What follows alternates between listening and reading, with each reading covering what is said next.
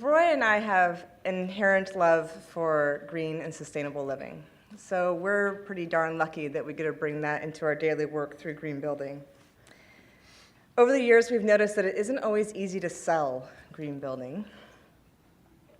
But what we were thinking is, what if we didn't think of it as green building, but just building right?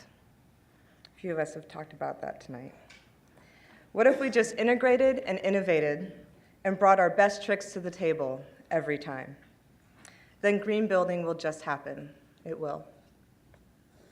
The story starts with a married couple, Will and Yuki, who moved into their 100-year-old craftsman home with their 2 small children in Ravenna. Fast forward 10 years, and those 2 small children are now growing tweens, still sharing a very small craftsman bedroom, less and less successfully every year. Yuki has started a home-based business where she is refinishing mid-century furniture, and there is furniture in every nook and cranny of the home. Okay, it wasn't quite this bad. This is a Google photo. We didn't actually get a photo of it.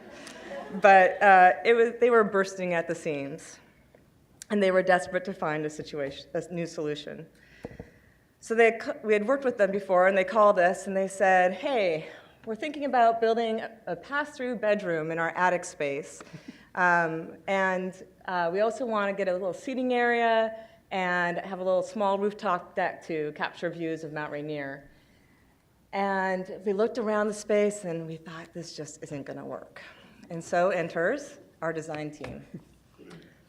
So we were initially hopeful that a full second-story addition could fulfill more of the French's requirements.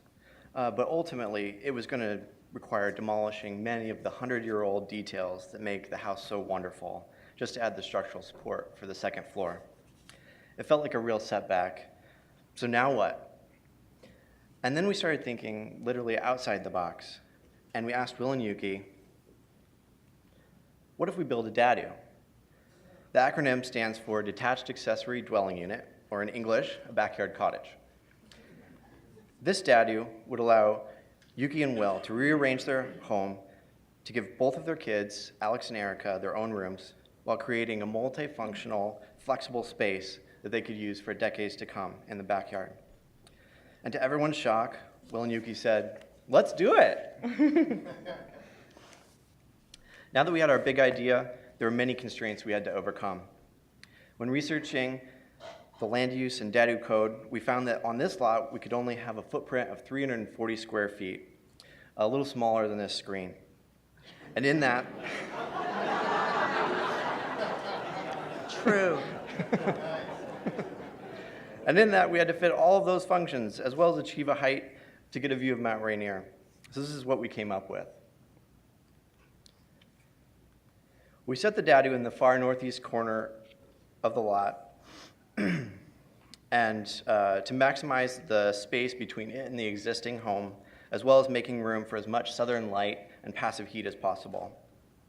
We dug deep into the DADU code and found that limits on square footage only apply above grade, allowing us to add a lower floor to our design.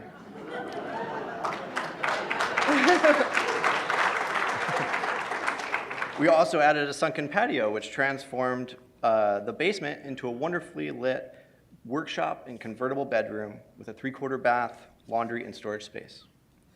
That left the main level open to accommodate a living room, dining space, kitchen, and a flexible showroom.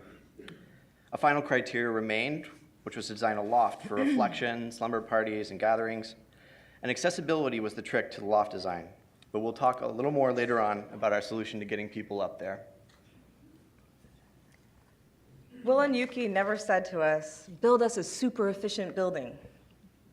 That said, sustainable solutions is a primary feature that Living Shelter and Mighty House bring to all of their projects. Sometimes we are able to deep dive further than others, given scope and budget. But with this project, we had a lot of fun. One of our baseline systems is using for additions and new builds, is using a super efficient, cost-effective, and easy to install smart wall system and make minor modifications as needed given the project. It can be broken down into 3 tactics: barriers, insulators, and HVAC.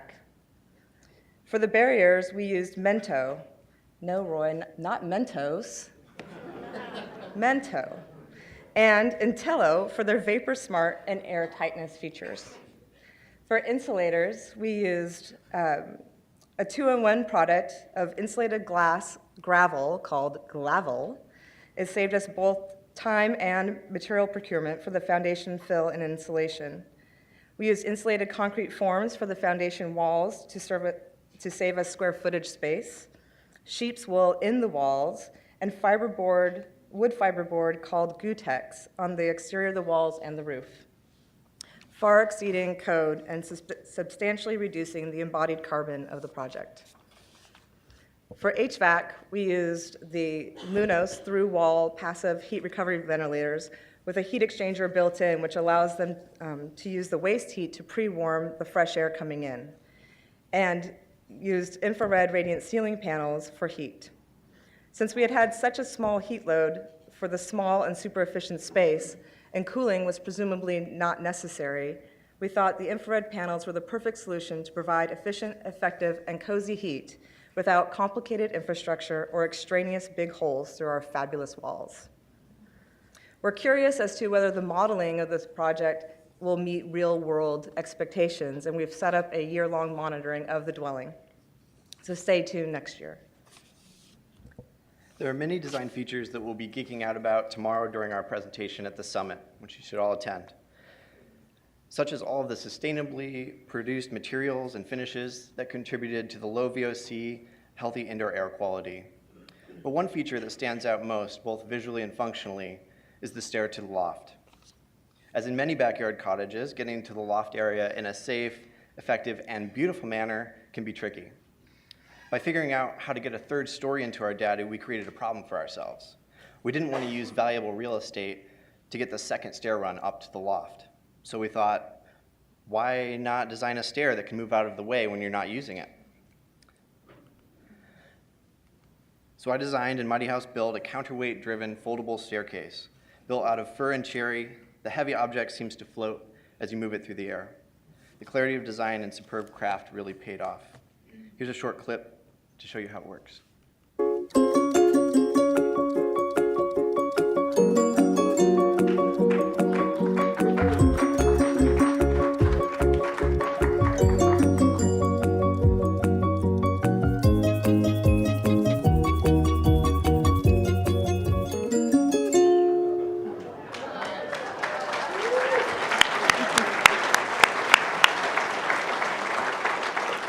When I saw this idea, I thought it was bleepity bleep cool.